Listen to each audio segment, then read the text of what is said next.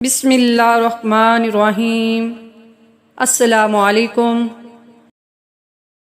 حضور صلی اللہ علیہ وآلہ وسلم کے ہاتھوں جنت میں داخلہ۔ صبح کے وقت صرف ایک مرتبہ یہ دعا پڑھ لیجئے۔ جو شخص صبح کے وقت ایک مرتبہ یہ دعا پڑھ لے تو حضور صلی اللہ علیہ وآلہ وسلم اس کا ہاتھ پکڑ کر جنت میں داخل کرائیں گے۔ دعا یہ ہے: بسم اللہ الرحمن الرحیم، رضیت باللہ ربا وبالاسلام دینا وبمحمد صلی اللہ علیہ وسلم نبیّا۔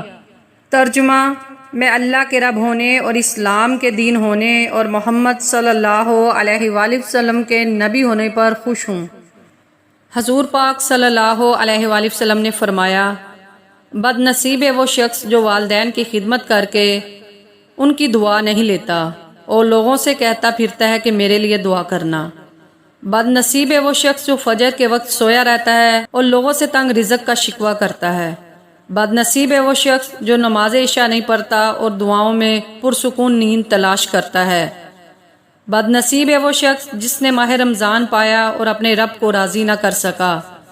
اور آپ صلی اللہ علیہ وآلہ وسلم نے یہ بھی فرمایا: جس نے میری ایک حدیث سنی اور دوسروں تک پہنچائی، قیامت کے روز اس کے لیے میری شفاعت واجب ہوگی۔